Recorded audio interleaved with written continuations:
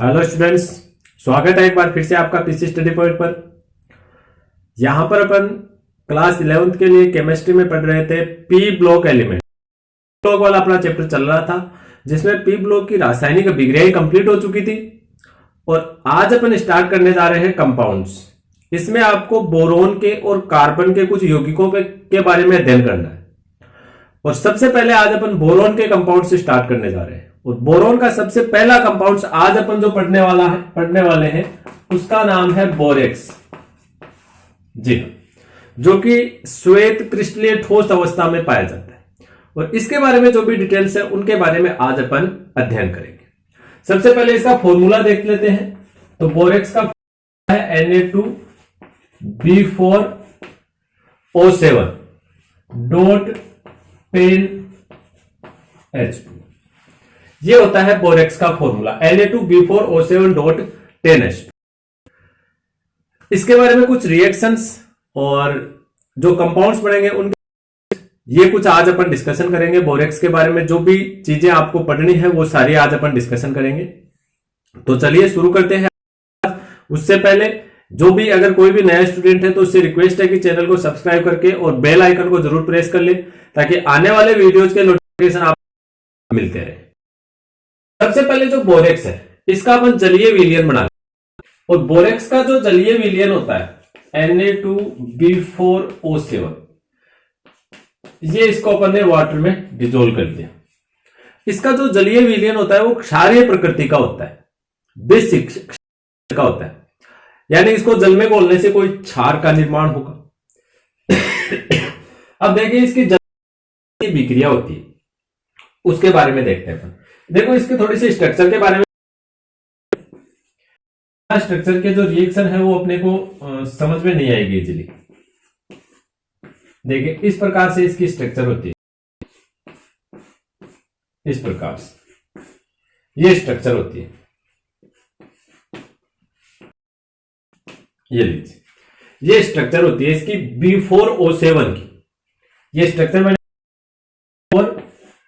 O7 -2, ये एक रिनाइन होता है। ये देखिए -1 -2, ये यहां पर बोरोन है।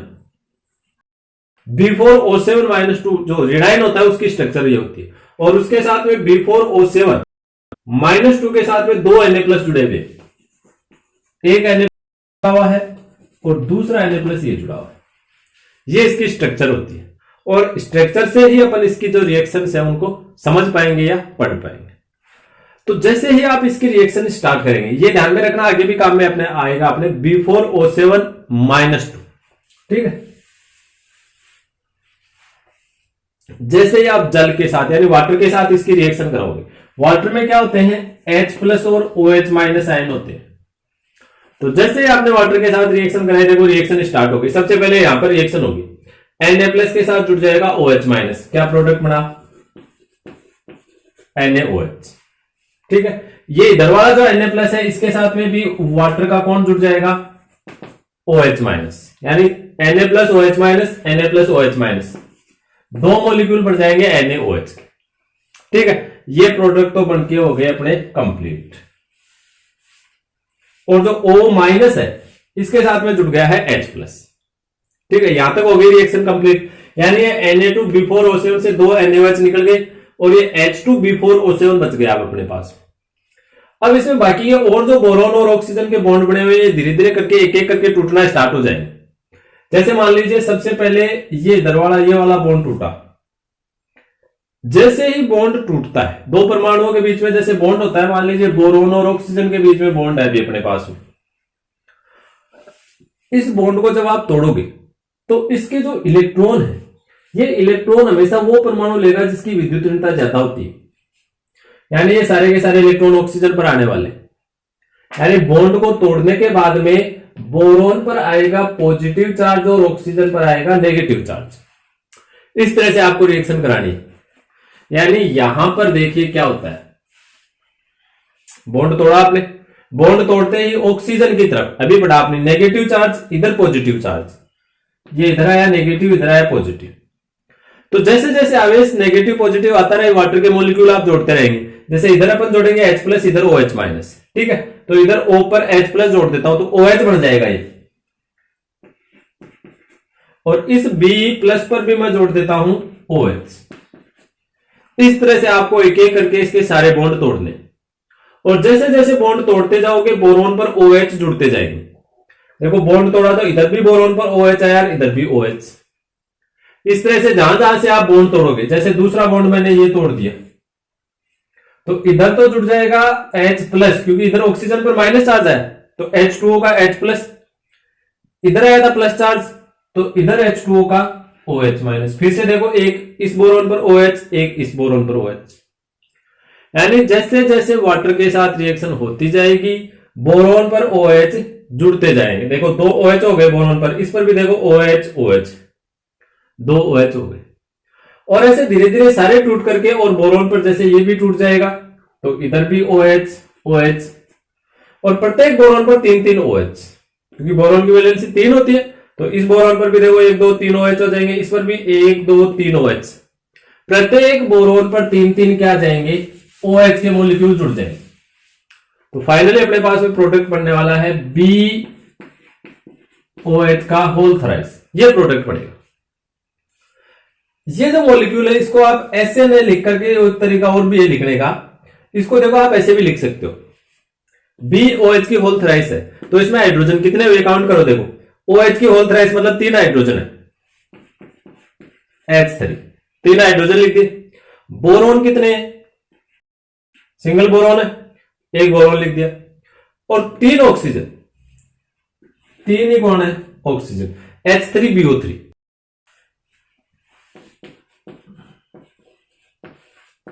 आपकी इच्छा है आप इसको कैसे भी लिख सकते हैं, BOH की होल थ्राइस लिख सकते हो या H3BO3 लिख सकते हो। और इस तरह के 4 बोरोन, 4 मॉलिक्यूल बनेंगे आपके पास में। संतुलित करोगे तो कितने मॉलिक्यूल बनेंगे 4, और संतुलित करोगे तो आपको यहां पर लेने पड़ेंगे 7H2। ये होती है इसकी वाटर के साथ में रिएक्शन। लीजिए साहब, बोरेक्स की पहली रिएक्शन अपनी कंप्लीट होगी, ध्यान से देख लीजिएगा।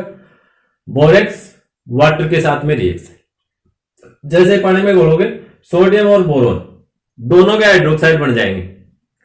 सोडियम का हाइड्रोक्साइड NaOH, बोरोन का हाइड्रोक्साइड BOH की होल थ्राइस या H3BO3।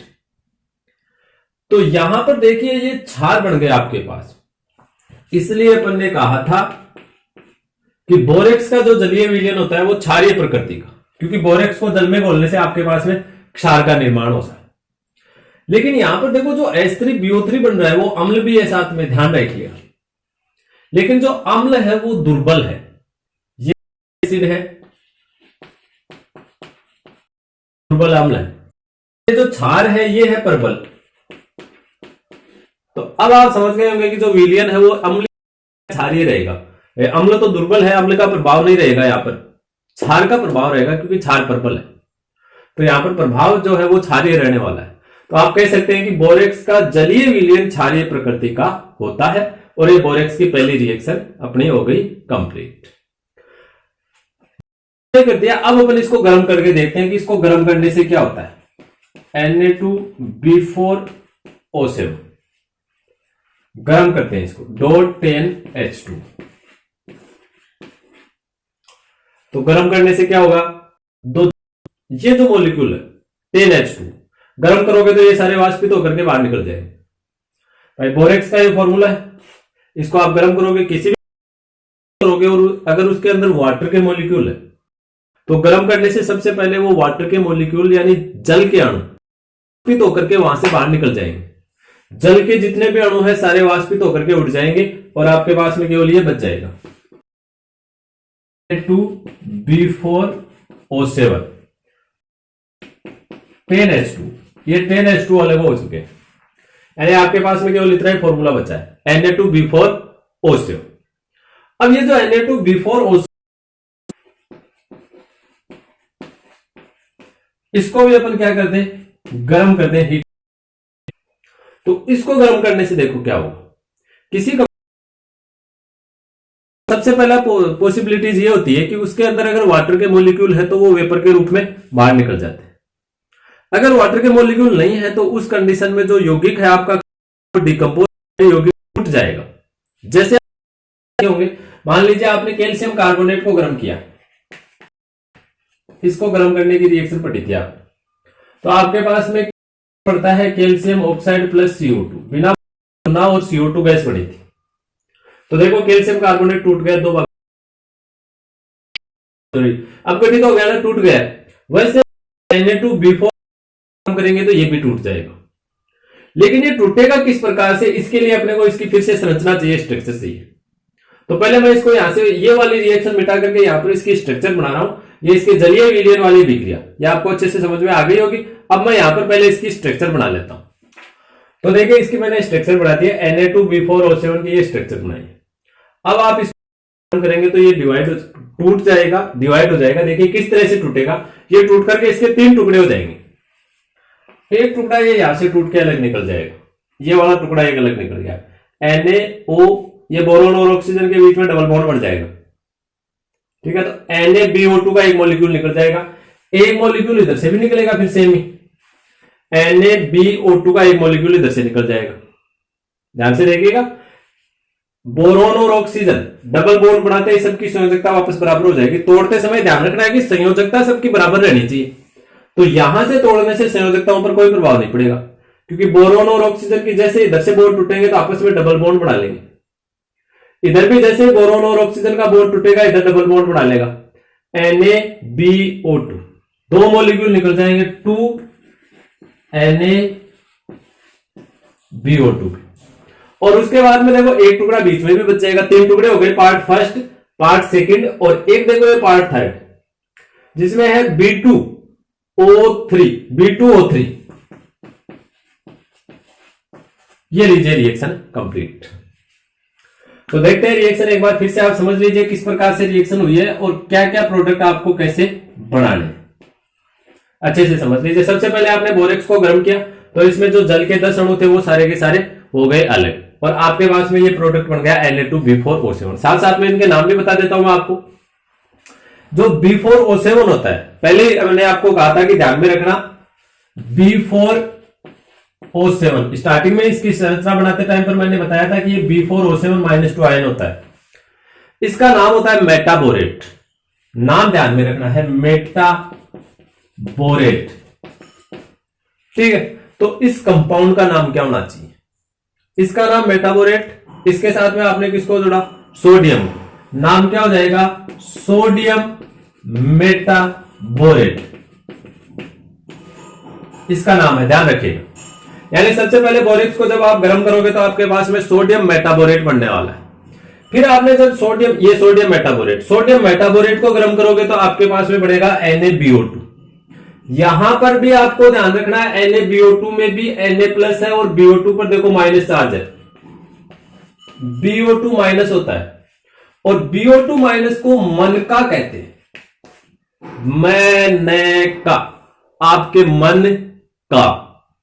मन का जो करता है, ध्यान रखें, मन का नाम होता है इसका, BO2 माइनस का, तो इसका नाम होना चाहिए सोडियम मन का, नाम होना चाहिए सोडियम मन का, ये लीजिए। और आगे वाले कंपाउंड को आप अच्छे से जानते होंगे शायद, और नहीं जानते हैं इसका मतलब पढ़ाई कमजोर चल रही है भाई, थोड़ा ध्यान दो। जानते हैं इसका मतलब आपकी पढ़ाई प्रॉपर्ली चल रही है। बोरोन का ऑक्साइड है, देखो वर्ग 13 के ऑक्साइड पढ़े थे, E2O3 प्रकार के ऑक्साइड बने थे, E2O3, बोरोन का B2O3, एल्यूमिनियम का Al2O3। बोरोन वाला जो ऑक्साइड था वो कैसा, कौन सी नेचर का था, कमेंट करके बताओ। देखें एल्यूमिनियम का ऑक्साइड उभयधर्मी था, बोरोन का कैसा था, आप कमेंट करके बताइए देखें कैसा था। तो ये अपने बोरेक्स की सारी रिएक्शन कंप्लीट हो गई। मनका के बारे में आपको एक चीज आपको और बतानी है, उसी के साथ में अपना बोरेक्स है वो कंप्लीट हो जाएगा। मनका, इसका देखो कहां पर और कैसे यूज होता है। जब आप लैब में जाते हैं, प्रयोगशाला में, लेबोरेटरी में जाते हैं, तो वहां पर आप प्रैक्टिकल करते हैं, और एक प्रैक्टिकल ये होता है कि आप जैसे लैब में प्रवेश करोगे आपको लवण दिया जाता है। लवण का मतलब आयनिक कंपाउंड, यानी जो धनायन और ऋणायन से बना मिलकर के बना हुआ हो। जैसे आपको कोई लवण दे दिया तो उस लवण में एक धनायन होगा और एक ऋणायन होगा, और आपका काम होता है कि उसमें जांच करनी होती है आपको कि कौन सा धनायन है उसमें और कौन सा ऋणायन। उस धनायन और ऋणायन की पहचान करनी होती है, और ये पहचान जो होती है अपन रिएक्शन करवा के जो कलर आते हैं उस कलर से पहचान करते हैं। ठीक है, अब पहचान करते टाइम पर ये जो बोरेक्स है ये काम में आता है। कैसे? लवण को बोरेक्स के साथ में गर्म करते हैं। वो जो भी लवण है उसको बोरेक्स के साथ में गर्म करो। गर्म करने से बोरेक्स की तो ये बिगड़े आने वाली है, सोडियम मन का बनने वाला है। लेकिन आपके पास में जैसे मान लो यहां पर बन गया अपना Na-BO2, चलिए मन का बन गया। सोडियम का जो मन का होता है ये पारदर्शी होता है कांच के समान। सोडियम का मन का, जितनी भी धातुओं के मन का होते हैं सबके अलग अलग कलर होते हैं। देखिए अलग धातुओं का मन का बनेगा, अभी सोडियम मन का कांच के जैसा बनता है। अब मान लो आपका जो लवण है उसमें कोबाल्ट धातु आपकी, धनायन कौन है? कोबाल्ट, CO+2 धातु है। तो जैसे ही सोडियम मन का बनेगा उसकी रिएक्शन होगी उस लवण के साथ में। बोरेक्स को गर्म किया, मन का बना, मन का की बिक्रिया किसके साथ? लवण के साथ। लवण में जो धनायन है वो सोडियम धनायन को हटा देगा, Na+ को उठा करके कोबाल्ट+2 आ जाएगा। प्रोडक्ट क्या बनेगा? COBO2 का होल ट्वाइस। क्योंकि CO+2 है तो 2 Na+ को हटाएगा, 2 Na+ को हटा दिया और कोबाल्ट मन का बन गया। और यहां पर ये कलर देख करके अपन कंफर्म करते हैं कि दिए गए लवण में कौन सी धातु धनायन है। जैसे ये नीले रंग का होता है तो इस कलर से अपने को पता चल जाता है। अगर आपके पास में नीले रंग का मनका बन रहा है, सारी धातुओं के जो उतने भी धातु होते हैं उनके सबके मनका के अलग अलग एक निश्चित विशिष्ट कलर होता है। तो अगर आपका लवण बोरेक्स के साथ में नीले रंग का मनका बना रहा है तो इससे यह कंफर्म होता है कि आपको जो लवण दिया था उसमें कोबाल्ट धनायन है, CO+2 कोबाल्ट धनायन उसमें प्रेजेंट है। तो इस तरह से अपन धातु आयनों के परीक्षण में इस मनका का यूज किया जाता है। क्यों किया जाता है? क्योंकि विभिन्न धातुओं के मनका के रंग भिन्न भिन्न अर्थात विशिष्ट होते हैं, इसलिए मनका का यूज किया जाता है। तो यह था अपना आज का टॉपिक जिसमें अपन ने अध्ययन किया है बोरेक्स के बारे में। बोरोन का एक कंपाउंड पढ़ा है अपन ने बोरेक्स, और उसके बारे में किसी भी प्रकार का डाउट है तो कमेंट करके जरूर पूछिएगा। अपने फ्रेंड्स के साथ में वीडियो को ज्यादा से ज्यादा शेयर किया करें। जितना ज्यादा शेयर करेंगे उतना ही अच्छा होगा हमारे लिए भी, और आप भी दूसरों के साथ में शेयर करेंगे तो आपको भी कुछ नया सीखने के लिए मिल सकता है। मिलते हैं कल एक और नई क्लास के साथ, तब तक के लिए जय हिंद, जय भारत।